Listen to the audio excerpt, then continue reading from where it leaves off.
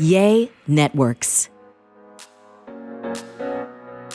Hi, guys. Welcome back to the Happily Ever Amber podcast. I am your host, Amber. Everyone says I do the really good. Sorry, that was really uncomfortable probably for everyone and including myself. So you know the phrase, you plan and God laughs?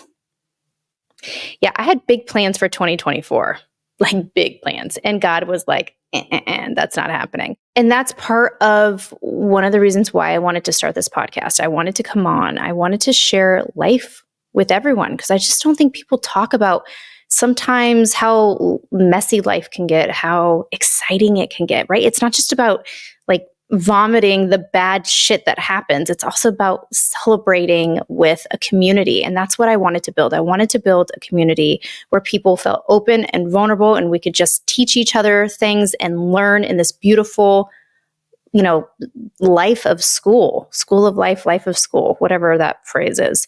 I'm really going to get open and probably a little vulnerable because I'm like definitely the emotional one here. But I'm gonna share a lot about what's been going on, and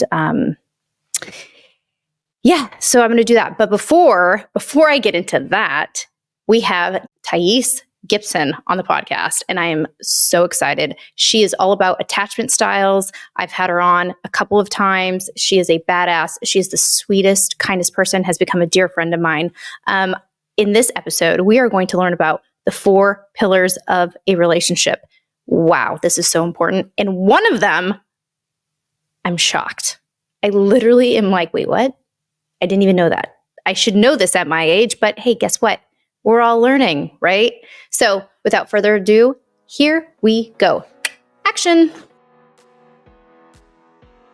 Oh my gosh, I am so excited. Here, sorry, I'm doing this. Thais, thank you so much.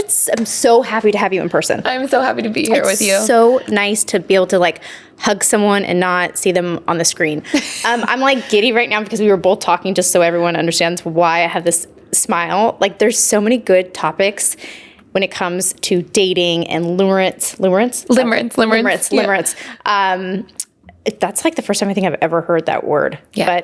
But we're going to get into that. We're going to get into so much. But so just let's start with that.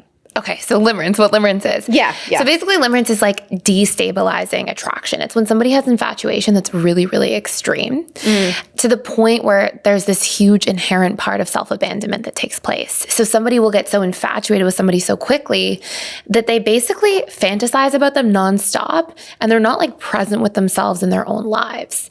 And so this happens a lot to people. And usually when people are experiencing limerence, some of the symptoms you'll see is like they might have reduced appetite, or they might be, fantasizing about the person around the clock and even like dreaming about the person at night. They may be like checking their social media all the time, like really externally focused on this person in a really intense way.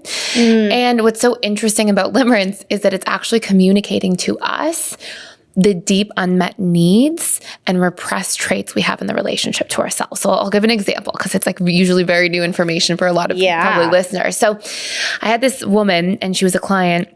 She's always the first person I think of when I think of limerence. So she was engaged, about to get married. I think she was with her fiance at the time for 5 or 6 years. And this is not me, by the way. This is not you. This is nobody that anybody will know, and we won't disclose her name. Yeah. And so she came in, and she actually came in to work through like some attachment trauma that she was having. And she was like, I want to really be prepared for marriage. So it was like her 3rd session. We were like starting to kind of discover her patterns and who she was and sort of set up a system for working together. And she was like, she came in one week and she was like, I don't think I'm going to get married. And I was like, why? And she was like, I met somebody. And I was like, you met somebody? And she was like, I was in this coffee shop. I think it was a Starbucks. And she said she spilled something or like dropped something on the floor. I can't remember exactly. And this guy behind her came, helped her like pick everything up, clean everything up, and ended up chatting with her. And like immediately she was like, I feel like it was love at first sight. To be perfectly honest, I feel like love at first sight is just limerence.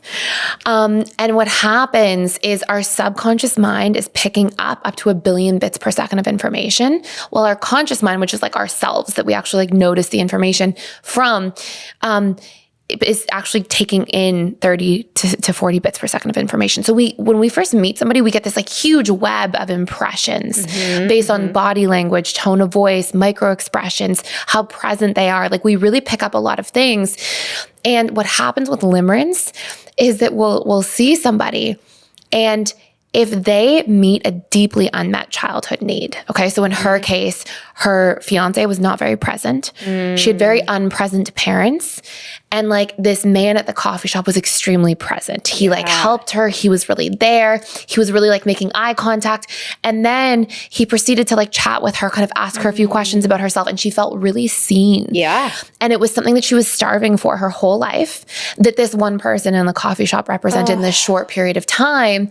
And she was like, oh my gosh. And so when we have like this experience of limerence, we think we're starving for this person, or we fell in love with this person. But the like actual reality a lot of the time is like, well, you don't know much about the person to fall in love with them. You don't know their fears, their flaws, their inner world. Like you can't really be in love with them, but we can get this extreme infatuation because we're hungering for these needs that are deeply repressed within the relationship. Is that what it is? Is it infatuation? Yes. Extreme infatuation. And I think, I mean, the business that I'm also in, the entertainment business, like they do such a good job of, you know, movies like The Notebook and like all of these movies where we watch them growing up thinking like, that is how it should be. Like you can just walk in and it's like, oh, my Prince Charming is there. It's like, so we get a little fucked up in the head that way. Honestly, I completely agree with that. And I think that's part of like cultural conditioning, right? Is like we think, oh my gosh, like love at first sight. We think, oh my gosh, when there's an argument or a conflict, there should be this like grandiose gesture to save the relationship. Right. And you never see people like talking things out or hashing problems out or like, hey, we're in a conflict, let's talk about it in a healthy way. Like that's not modeled on television or in movies. And so I think that's a lot of the programming we get because of exposure to that. And so what often happens with limerence, which is so interesting, is exactly the things you're infatuating so incredibly hard in those early stages. Like those things you're like, oh my gosh, I can't get enough of like these parts of the person. But some of that is like healthy though, right? Like there's got to be some chemical like. Yes, absolutely. Okay. Absolutely. But when we were talking like infatuation's healthy, infatuation's normal, biological, that's a good thing for sure. When it's like destabilizing, when it becomes so intense that we're self-abandoning, we're just like fixated on this person, they're all we think about, we're basically forming the roots of a codependent partnership that's about to form, right? Because we're so focused that we're sacrificing ourselves early on for the person to take up all the space and time in our mind. And often when we're limerent, we don't show ourselves either because we're like, oh no, oh my gosh, I have them on such a pedestal that what if they don't like me? So we'll like really people please. We'll put on like our best behavior. And usually it's just that we're hungering for these needs that we're almost like trying to covertly get from the person by being what they need us to be so we can get these needs closer to us at a subconscious level. And often the things that we are so limerent for in the dating stage of relationships and honeymoon stage, there's 6 stages of relationships: dating, honeymoon, power struggle, stability, commitment, and bliss. And usually the things that we'll get really into in the dating and honeymoon stage and we're so limerent for will be exactly the things that cause the destruction of the relationship and the power struggle. So you'll be like, oh my gosh, like for me, I grew up in a home where it was not really safe to have boundaries. I would get punished or like in all this trouble. I couldn't say no. And I really infatuated and would get like little bits of limerence for people who are really assertive. I was like, wow, like they're just so assertive. They can just, and I loved that. But when the power struggle stage would roll along in all my relationships, I'd be like, this person's so assertive. They never make room for my opinion. They never make space for me. Oh my gosh. So at first it's attractive. Yes. I could totally relate to this. Yes. I literally grew up in a very similar household. My mom was a very strong woman and it was like we couldn't, and I think that could also be like a religious like upbringing. I actually I need to dive in more to that, but I understand that. So you want that. Like my first husband, like very over the top, loud, like larger than life, like power, like, and I was like, oh, I like that. But then if you had that repressed in yourself, if you didn't feel like you could take up too much space or there wasn't enough room for you. Or show emotions or say like, no, that actually really hurt me when you did. Yes. Yeah. Or like be in your own power. Yes. Then having a fucking opinion. Yeah. Then you're like, oh my gosh, this powerful person. You infatuate so much. That'll be this thing that you're like so into at the beginning. And in the power struggle stage, those will be the things that destroy the relationship. 100%. I am walking, living proof of that. I'm not joking. This is everybody's experience. It's not just you. This is people like when we are when we're not like in a secure space in terms of our attachment style fully, which is most people starting off, right? Until they do a lot of that inner work on these things. But the actual way we get out of that. So the way we can, if we really infatuate with somebody and then we're like, wait, but I really like this person. I don't want those things to destroy the relationship later. We have to integrate those traits in ourselves before the power struggle stage gets there. So when I first met my now husband, I knew early on, having done like a lot of self-work in between my past relationship and like having really done a lot of like attachment style healing, I knew like, okay, I'm really attracted to this like assertiveness, but I know if I don't learn to communicate my needs and speak up about everything and really be authentic and like my taking up space in the relationship, that will be the thing that when we get to the power struggle, we'll be like, I'll resent him for that, right? I'll feel like I never have an opinion. And so I really worked on that. And it like really changed the dynamics of the relationship. He responded incredibly well to it as well. And because like, you want to see how the partner responds, because maybe they need that like domineering, like they just want someone who's a little more quiet or submissive, who's going to take it or like step back. Like, so you have to really figure, that's why the work before, like you're talking about, is so important.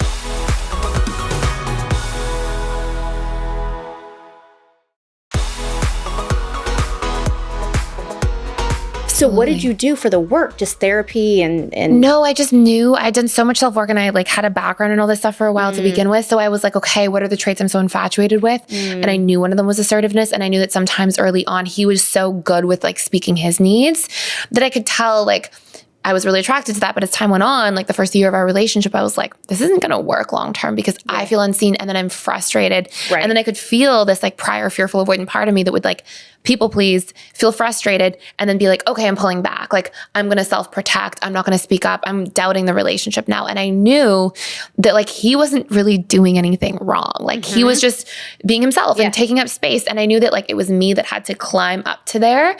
And it wasn't that I had to then do that more than him, but it was like I had to be seen. I had to be like, hey, this is okay with me. This isn't.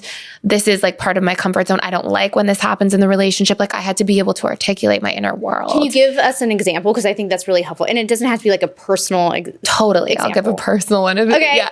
So one thing. So I had done a lot of work. I was a super fearful avoidant attachment style before this time in my life. And I spent like 4 years being super single. Like I was like very codependent. 4 years? 4 years. I was like, I am not, it was maybe 3.5, but I was like, I'm not texting anybody. I like carved out time and space for myself. I was like, I need to heal. I came from like a really not good attachment style, had a lot of rocky relationships growing up and knew like, this isn't a good thing. Like this isn't going to work for me long-term. Good for you. Thank you. It was hard. Can't do that. Thank you. I'm not going to text anyone and it's like, oh, someone's so good.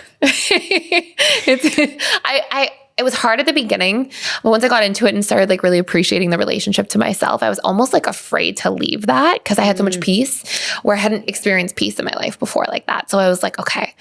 And so I did a lot of work. I had never worked on my attachment style specifically, but I worked on like a lot of my core wounds. I worked on boundaries. I worked on like meeting my own needs.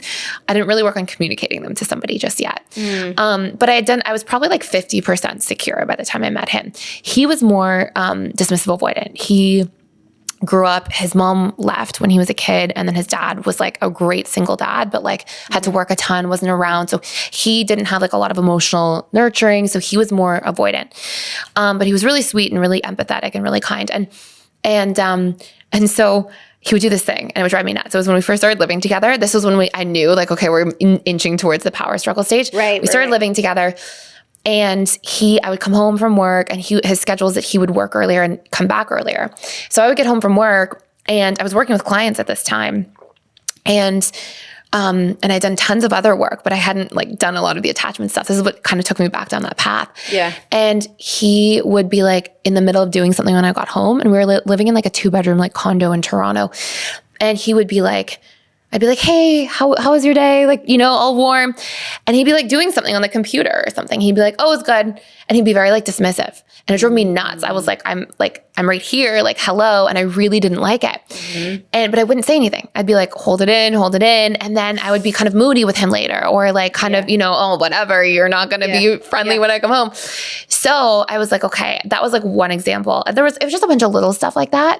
And he would always he was so good at like taking up space. Like I would like to do this on the weekend. So we would do that, or, and so specifically for the dismissing thing, I went to him and I was like, hey, you may not think it's a big deal, but for me, when I come home and I'm like trying to connect and you're not present at all, I really don't like it. Like it doesn't land well for me. It doesn't feel good. And like, I'm not saying you have to like jump up and like have flowers waiting, but like come and be present for a minute, or say, hey, I'm in the middle of something. I'll be present in a couple minutes, and then come sit down, just say hello, just be there. Yeah. And the one thing that I appreciate so much about him is that he like, I've actually never had a relationship with somebody who's so good at like caring about stuff like that. Like if something hurts me or affects me, he'll be like, okay, I'll do it. And then he like really does it and really follows through. So it was like positively reinforcing for me, because I would be like, oh, okay, I can share these things. They are well received. I definitely had to communicate them in a good way. Like I wasn't like, you're never present, like F you. Like it was like, hey, like this is how I'm feeling. This is what I'm needing from you. Can we work on it? And he would like really show up and do it. And then like times, like I would really see the needle move. And then at times where he wouldn't, like let's say he forgot, or like a month after we had the conversation, he's like doing the thing. I'd be like, hey, you're doing the thing right now where you're not present. He'd be like, oh my gosh, I'm so sorry. And he would get up and make an effort. And so like, it was just, that was a big part of what allowed us to get out of a power struggle stage, is because we were able to like communicate our way through those things. And my part in the power struggle is when I didn't communicate, I would just push him away. And he'd be like, why are you like pushing me away a little? Like, what's going on? Like, I can tell your mood changed. Like, talk to me about it. And so that helped us really work through anything that was like kind of left of our attachment stuff. And that's what a fearful avoidant does. They pull back. Yeah. They get quiet. Yes. They can be really anxious too. Like they definitely have that really anxious side, but because they're scared to often communicate like their inner world, they'll be anxious, and then eventually it'll hit kind of this like critical threshold. And then internally they'll be like, I don't know. And then internally they'll pull back or push somebody away, or sometimes just be like kind of volatile with their like emotional reactions. Like, you never do this. Like, what's wrong with you? Like kind of harsh or critical. And then what you'll see is like this flip-flopping, at least internally. Should I stay or should I go? Which that was like all of my past relationships before him. I had a little bit of that with him until I learned to work through things, not badly as much. But then every other relationship, I was like the pendulum swinging. Like, should I stay? Should I leave? Should I stay? Should I leave? And it's exhausting. Like, it's like your bags are always packed in your mind. Yes. And that's so it's really hard. So when I got divorced, I went to this, I don't know if it was it was a rehab, but it was like more of a psychological rehab. And anyway, so this brilliant woman, and I can't think of her name on the top of my head, but she did this communication chart, and like you learned how to communicate, and it was like almost like Twister, where you like step here and then you step there. It's so cool. I think I have it in my closet.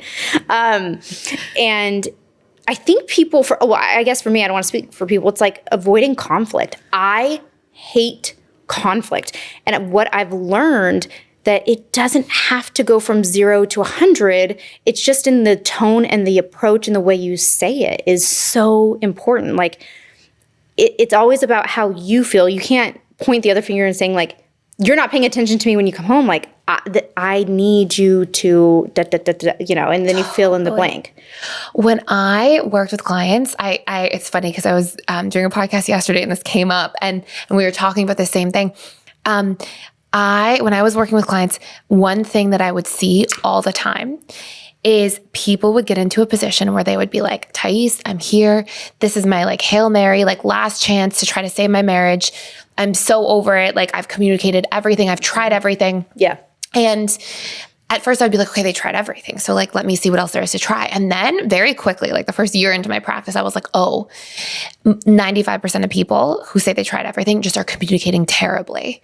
And so I learned like, okay, there's these kind of checkpoints that we would do. I call them like the stops on the train. Like, okay, are we communicating this first stop properly? The first thing is people communicate all the time in the negative. So they say, you never spend time with me, instead of saying, hey, I miss you. I feel like we're not getting to spend enough time together. Can we plan a fun date night this weekend? Mm-hmm. When you say like, you never do this, you don't do that. The vast majority of people, like our conditioning is what's our first conditioning around conflict? It's like our parents, like they win the conflict.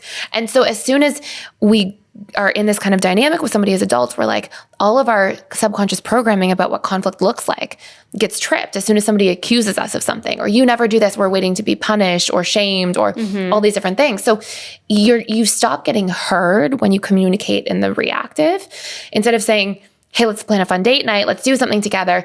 When you're like, oh, you never do this, you don't do enough of that. Right. Somebody's just, all of their defenses are tripped and they're not hearing your request. They're not hearing what you need. They're like now trying to defend themselves, and that's where their energy and attention is spent. So how does it work in reverse if, say, someone, your spouse or husband is like losing their shit?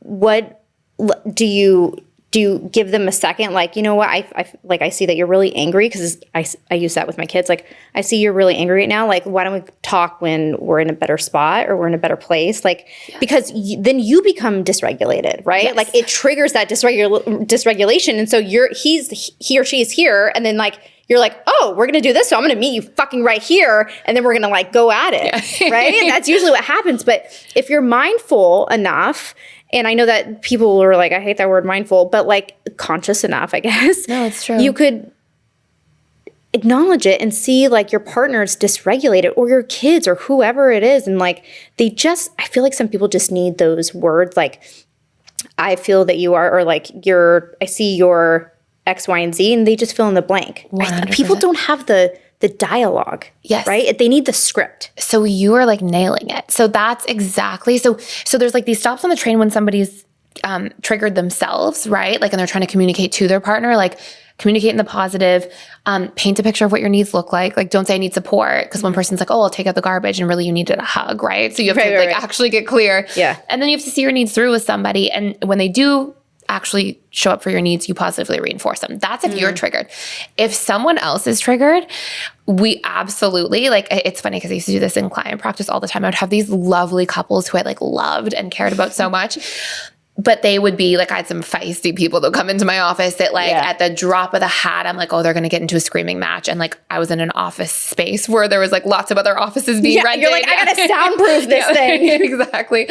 So I would do that. It was like a magic wand. Like, you'd like wave this magic wand, like, hey, I see that you're really hurt. Like, so it's called validating someone's feelings, right? Mm-hmm. And what happens, I think, when people are in conflict is one of the things that hurts the most is we've like invested ourselves in somebody and we love them and we care about them, and we feel like they don't see us, right? We feel like, oh, they don't know that they're hurting us. They feel like our enemy all of a sudden. And to feel like you invest so much in somebody you love, and that now they're your enemy because they don't understand you and where you're coming from and they're hurting you, it's really painful. So like validating somebody's feelings, saying, I see that you're really hurt, or I see that you're angry. We can validate somebody's feelings without validating their behavior. Like, it's not cool that somebody's going off and yelling, but we can be like, hey, I see that you're really hurt or upset right now. I understand where you're coming from. I'd like to know why you're hurt specifically, or like, if we already know why they're hurt, like, I get that my behavior caused you to feel this way. I see it. And it's not okay to raise your voice, right? Yeah. So we can like also talk about that. And so the sort of framework for if someone else is triggered is validating their feelings, then asking them, what do you need to feel relief? What do you need me to do? And then coming up with a strategy to meet them there that's also considerate of yourself. Because if they're like, I need you to never go out with your friends again, you're like, well, red flag, gotta go. So if they're like, Amazon packages outside, gotta go. Yeah. So it's like, in that case, you can be like, okay, I may not never go out with my friends again, that's not okay or acceptable, but I can try to text you if you need me to check in, or, whatever it might be. So you can compromise. And then to flip the communication around, right? Okay, well, when you yell or when you're this angry, here's what I feel, here's what I need from you. And if you do it in that two-way kind of dynamic, what each person feels, validating the feelings, what each person needs, coming up with a strategy to meet the needs, that's like the framework to resolve conflict. But do you think couples could actually do it by themselves, or they need like a therapist or a shrink or whatever I totally believe people can do it by themselves. Yeah. Totally. Yeah. I think that like there's things that can help. Like if we're more emotionally regulated, like sometimes if we're always in sympathetic nervous system mode, we can get so dysregulated from conflict so quickly. Research shows that people who grew up with a lot of trauma, even like small t trauma, but like repetitive, like a lot of like hypervigilance, walking on eggshells growing up, you are way more likely to jump into sympathetic nervous system mode, which is like fight or flight response more quickly as an adult, even if you're really far away from your childhood home. Yeah. So yeah, I mean, it's even like sometimes FaceTime. I'm like, oh, gotta go. Yeah.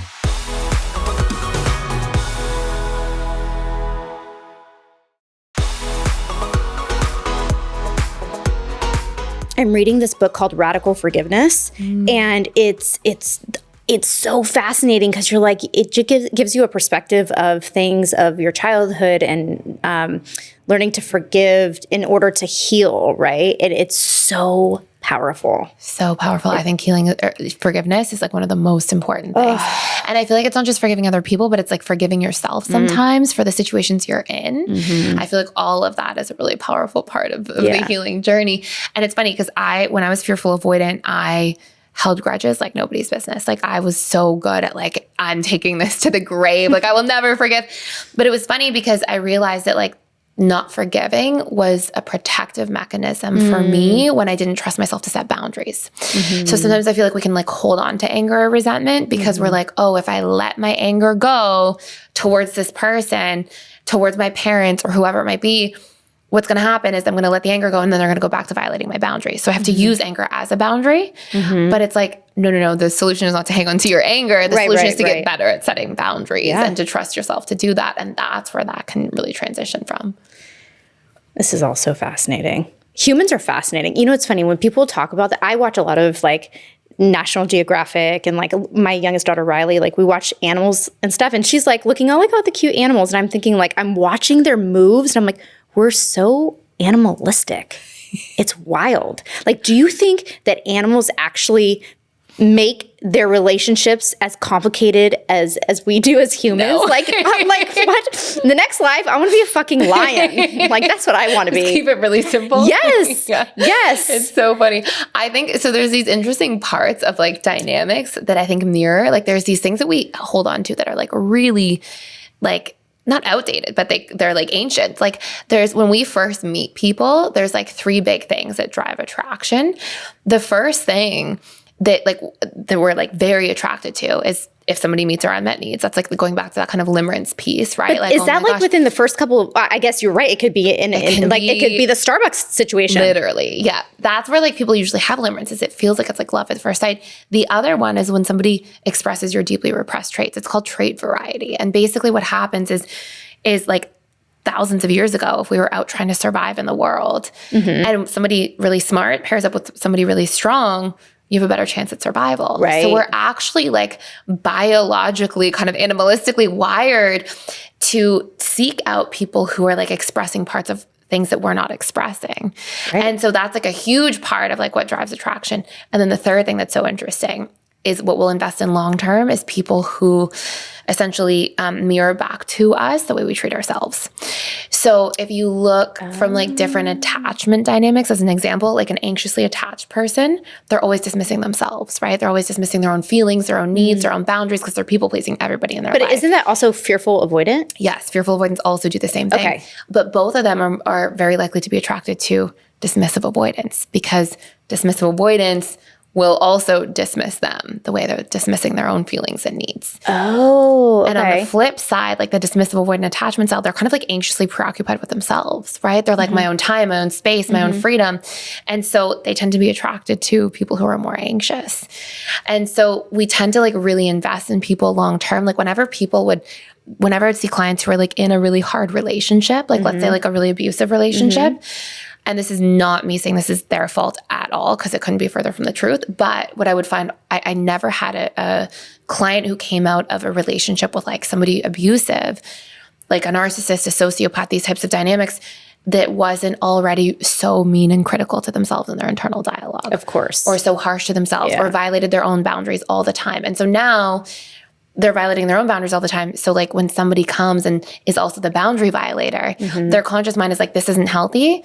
But our subconscious mind is the one running the show. It's responsible for 95% of our decisions, our beliefs, our feelings, our thoughts. So they're validating that and it feels good. Exactly. I mean, I don't know if it feels good. It's just familiar. It's like, it's almost like, you know, I've said before, I suffer from severe anxiety and depression. And it's like when you have those needs that are met, it almost feels uncomfortable not to be anxious. 100%. And I'm like, wait a second, is this what it feels like? Like, no. I want to go back to the familiar feeling of being, you know, dysregulated or my emotional system being just like all over the place because I have the tools to like manage that. And that is a much more familiar state. And it's so fucked up. Excuse my French, but it is. It's like how we've programmed in our subconscious mind is so powerful. Yeah, it's crazy. And that's exactly what it is. So like your subconscious mind's survival oriented. So it sees familiarity as safety and thus survival. So even though your conscious mind can be like, this person's not good for me,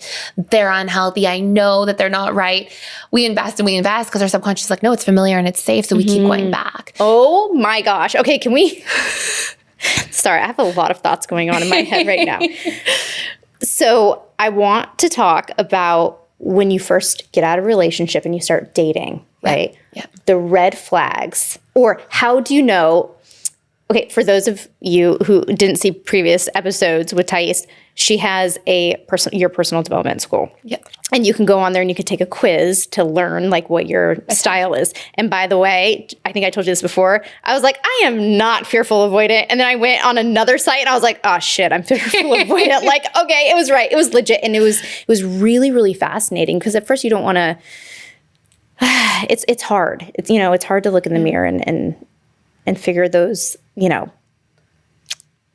those little things that you just are like avoiding to fix in your life. But it's so important. Like self-love is so important. So I want to talk about we need advice on like when you start dating someone, how do you know without having them, say like, oh, you need to go to the personal development school. And by the way, you need to go to Dr. Amen and have your brain scanned. And oh, by the way, I need to meet your mother and your father. And I want to know all your, all the medication you're taking. Like, how do you do that? Because you waste so much time. You could waste so much time. I mean, at least I can really jumping into a relationship. And I'm sure there are other women out there and men that feel that way. But it would be so easier just to have those thoughts and beliefs and signs and be able to know like, okay, this really is not going to be healthy for me. And do you want to be stuck in another relationship for long term to wake up and you're like, wait a second, I totally ignored the red flags. Like I didn't speak my needs or whatever it is. So yeah. So it's a really, really great question. So one of the first things is like, infatuation, attraction is a good thing, right? Like there's going to be these like really important things that come out of it.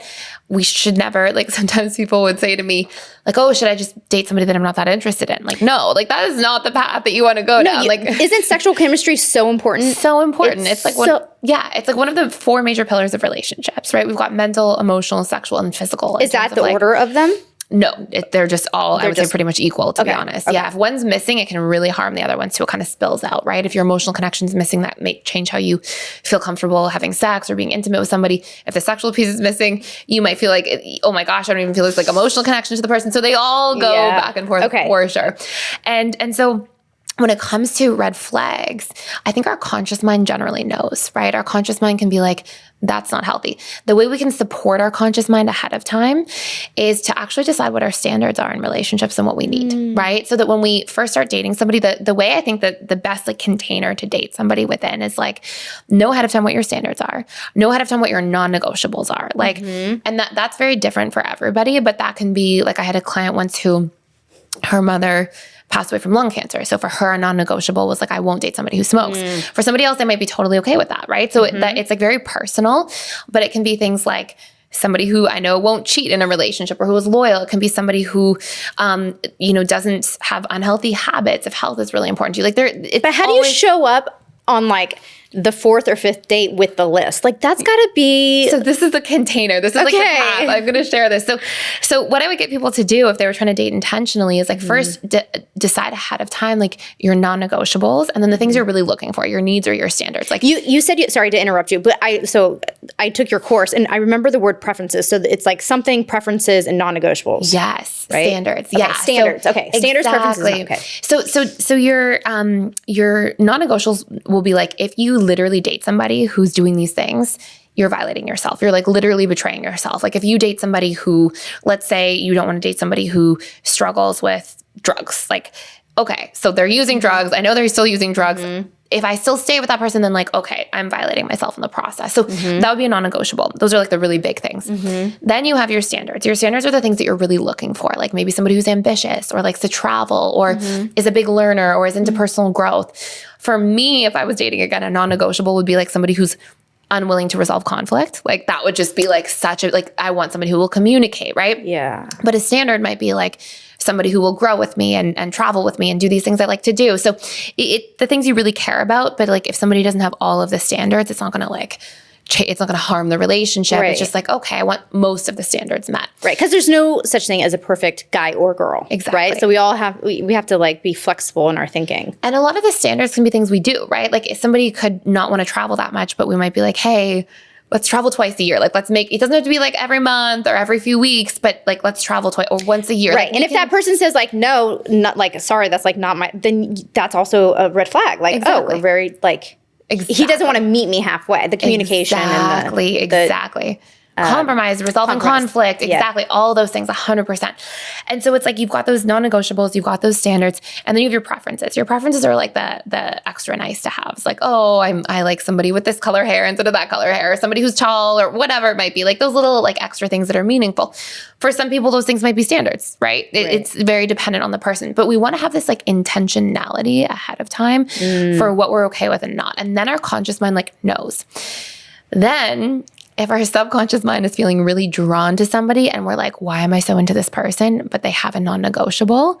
Like, why am I so infatuated with this person, but oh my gosh, like they smoke and that's a non-negotiable for me, right? You know, you can have a conversation that says like, hey, can we set a deadline and be willing to change the smoking? And maybe somebody's, not.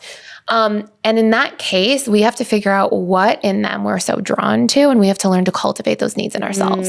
Usually it's going back to that limerence, right? If we're like, oh my gosh, I'm so into this person, but I know they're not right for me. Well, we want to define specifically what about them we're so interested in, right? Like what do they represent for us? What are the needs? And usually they're things that we're like not meeting in relationship to self. So we're like trying to attach to them to gain a sense of wholeness because there's a void within us where those things should be. And so that's really, really important. But when we're vetting somebody and dating them, we should not sit down on our first date and be like, here are my non-negotiables. Here are my standards. Like, you don't want it to be a job interview. So ideally we sit down. Our first date, I think, should be really quick. Like the last thing people want to have happen is like you have a 3-course meal. Here's the thing though. Yeah. A lot of people are talking first, like they're texting or they're having phone conversations before the actual first date. So by the time that you get to that like 15-minute like coffee thing or a walk or whatever it is, it's like you've already know so much about them. Like I feel like the world, it's not like it was in the 40s where they would ask you out and they'd come to the door and you'd go out. Like it's so different now because we have these electronics and like you're almost vetting through text message and phone calls. Totally. And I definitely agree with that. I do think in the very least, you don't want to have a really long first date unless you've like seen the person on some kind of video call. Like I think there's something to be said for just chemistry. Like I've seen a lot of people who are like, I've been texting with this person for 2 months. Right. Then I got they could be psycho and they could be really good at manipulating and telling like women what they want to hear. Oh, there's like freaking womanizers out there. Yeah. Or you go to the first date and it just falls flat. There's just no chemistry. Like, oh, it was nice over text. We texted well, but then we sat down for a 3-hour dinner. And like, I just didn't feel any spark. 3-hour dinner, I would fall asleep. Yeah, that's like, so I feel like the first date should be pretty quick. Like go for coffee, go for a drink, just to see, you're just seeing like, is the chemistry there in person? Like just to get that off the table. Even if we've been talking before, I need to make sure in person it fits. And then from there, do whatever you want to do in terms of dating, spend more time with somebody. Do not spend an 8-hour date. Like that, I've seen a lot of people do that. You're like, hey, do you want to go on a road trip with me? Or really get to know each other? Let's go to Vegas. I have this neighbor, he's so sweet. He lives up where in Austin, where I am in the winters, and he was like, oh, I haven't dated in a long time, and I've been talking to this lady for a while, and I invited her here for the weekend. And I was like, oh no, like the weekend. Anyways, and it was so sweet. I saw him later, and he's like, she kind of needs to leave. Oh my God, that sounds like a bad comedy or like a really good comedy. Yeah, don't do that. So, but what we want to do is I used to give people like a sort of framework, like ask one important question per date. Like, know one of your standards or one of your non-negotiables. Don't ask it in a job interview way. Don't be like, do you smoke? Like, don't like be so direct, but say like, hey, I really care about health. Do you have healthy habits in your life? Or, hey, I'm not big on drinking. Are you, drinking a lot? Like just bring it up conversationally, even starting from yourself. And that's how you're vetting somebody during the dating stage. And that's that's so scary. Oh. That sounds so scary to me. Why? I don't know. Because I think because I'm a fearful avoidant. I think that's why. Is it scary to ask? What's the scary part? To ask the question? Yeah. Because I just don't want to be disappointed. I think that's what it is. I want that, but that goes to show that I haven't done the work. Like You want the fantasy a little bit of. Well, it's not, maybe like I just want my needs met, but I have to meet my own needs first. I think that kind of goes back with what you were saying before, right? Absolutely. Yeah. And that's how like a secure relationship functions, right? Because nobody will always be able to meet your needs. And like whenever, so when that goes into codependency too. So codependents do this thing, and not saying that you're necessarily codependent, but well, I am codependent. I've said it here on the podcast before. Hi, I'm Amber. I'm codependent. And by the way, I've been going to Al-Anon, and it's amazing. Yeah. It really is. I'm going to have to do another episode on Al-Anon because but yes, please enlighten me with your knowledge on codependency, because I know a lot, sister. So what happens is we operate by covert contracts, right? We're like, okay, I'm going to do all these things for you. Mm-hmm. I'm going to kind of tally them in the background, keep track of all the things I'm doing, so I know I'm giving a little more. So then when I do ask for something later or have something come up, like, you should naturally know to also do those things for me. And when you don't, it feels really betraying, because I've just betrayed myself. I haven't met my own needs. I put you first 100 out of 100 times. Yeah. And now if you're not going to also sacrifice for me, this is a problem. Now it really stings. It really hurts. We feel a lot of resentment around it. And but codependency, there's so much more to codependency than just that. So I want people to understand that it's not just like keeping tallies. That is one aspect of codependency. Because see, that's not really my thing when it comes to codependency. There's other aspects and characteristics and behaviors. Absolutely. I would say in the overarching theme, codependency is like one person abandons themselves for the needs of the other person at the expense of self. And so covert contracts are one little like offshoot of exactly that overarching theme for sure, which can have many, many different aspects to it for sure. But that aspect specifically of codependency is something that will cause resentment later on, something that will cause frustration. And so it's like when we're dating, if we don't know how to, like if we're looking at healthy interdependency as being the opposite basically of codependency, you can think of like a continuum. So you have codependency over here, you have counterdependency over here, which is like, I actually don't want to let anyone rely on me, and I'm constantly pushing somebody away.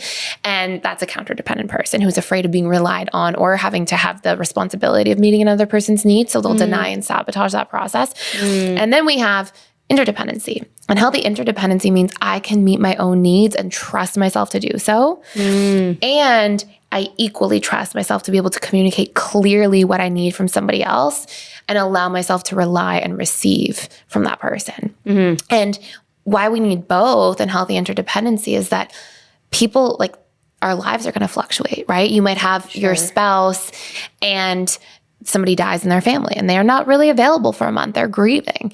But if we can't meet our own needs during that time, what we end up doing is like, they're not here, and we get frustrated and resentful. And rather than being able to say like, hey, this person's going through a hard time, I'm going to pivot. I'm going to like let them lean on me a little more. I'm going to be a little extra self-sufficient for the next few weeks here until they're kind of out of this grief stage. And I also trust that I can rely on other healthy friends and family members in my life, because I can communicate and express my needs to them really openly. And so we really need that mastery of both. And as soon as it becomes too one-sided, that's where like we have the breeding grounds for resentment in relationships as well.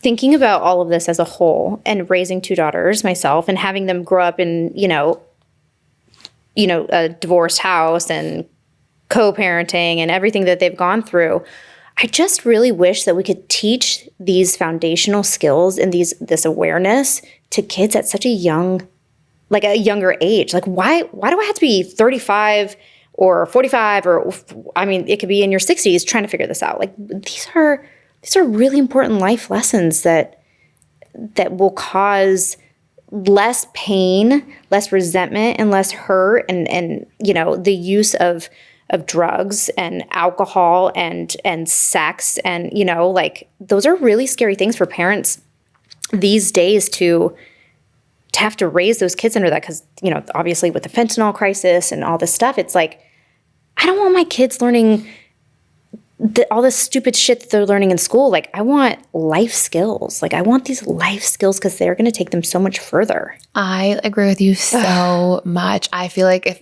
I could wave a magic wand and restructure the way that things happen in school, be like, teach kids about taxes, emotional literacy, self-regulation, relationship patterns, like there's financial literacy, like so many different things that we just don't learn.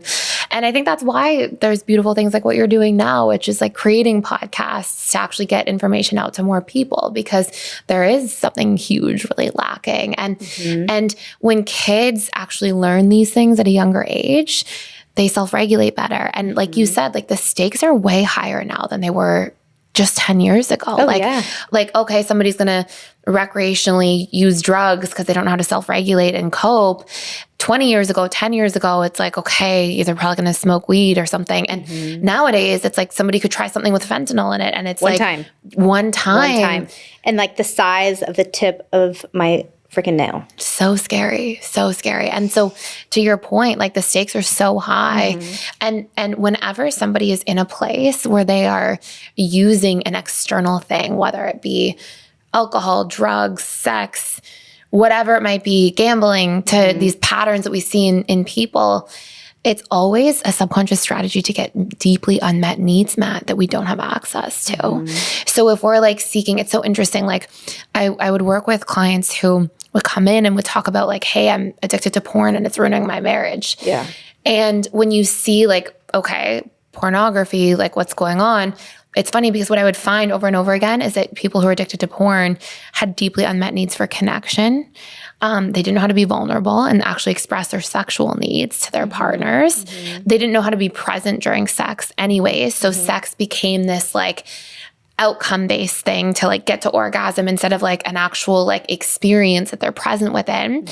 And then they would seek a lot of novelty and they weren't getting novelty needs met. And then they would have all these limiting beliefs, like it's unsafe to open up, it's unsafe to be vulnerable, it's unsafe to share my actual needs to somebody, I'm weak if I'm too vulnerable. And so they would have all these needs, they'd have all these beliefs blocking them from going and obtaining their needs in healthy ways. And because the subconscious mind is a needs-meeting machine, what will happen is if I have beliefs blocking me, my subconscious will find other ways. And so that becomes porn, or that becomes gambling, or that becomes all these different things. And I think, I don't know, maybe this is sexist, is the right word? I feel like it's much harder for most men. I agree.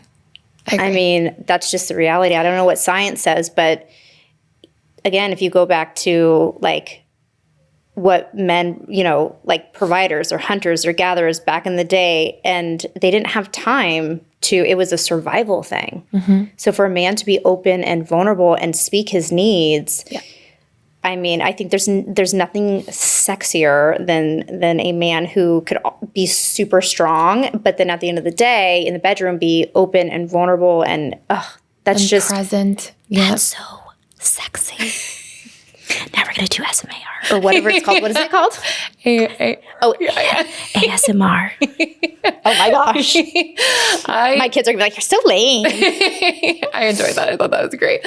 I couldn't agree more. And statistically, men, not just like generationally for so long, that's super true, but also statistically, men are more likely to be avoidantly attached because men are, it's changing a little bit now for sure in the past like little while, but even just going back a generation or two, like it was shamed for men to express emotion. Oh, you're weak. Oh, you're this. Oh, you're that.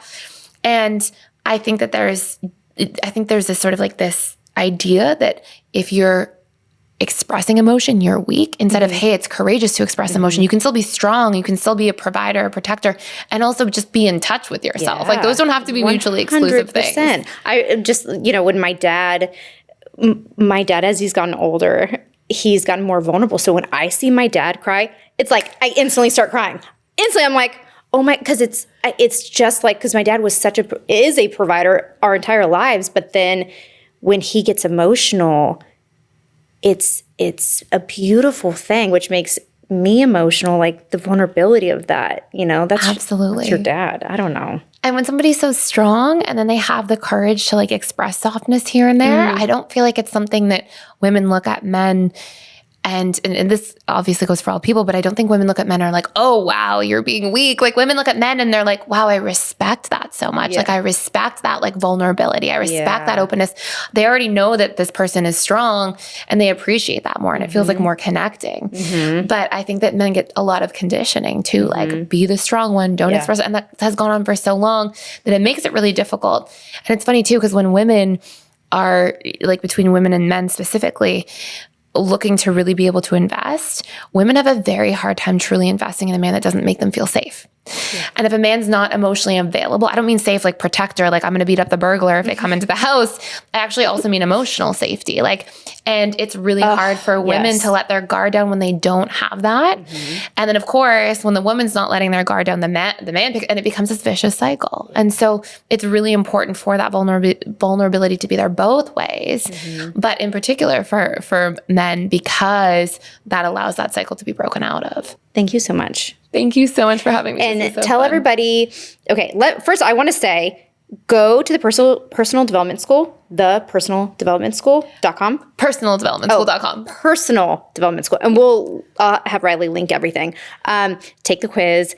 Let's have a conversation online about what your attachment style is. It's so important. And then where can they find you on socials and all that good stuff? So our main channel is on YouTube. So Personal Development School Thais Gibson, THAIS. And we also have at Personal Development _school on Instagram. Great. Thank you. Thank you so much.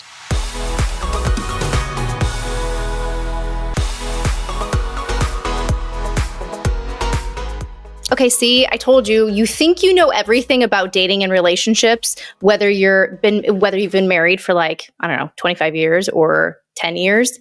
There's still so much to learn about your partners, and there's always ways, because that's relationships, right? It goes up and down, up and down. And by the way, these attachment styles, it doesn't have to just be with dating, or it doesn't have to be with a romantic partner. It could be with friends or family. Like I love, this is so, so, so important in the workforce. So I really love the idea of, for instance, like one of the things that I love about this is dating and understanding what your standards are, right? So you have standards and you have preferences and non-negotiables, and really having a clear idea of what each one of those categories are and what falls under each one.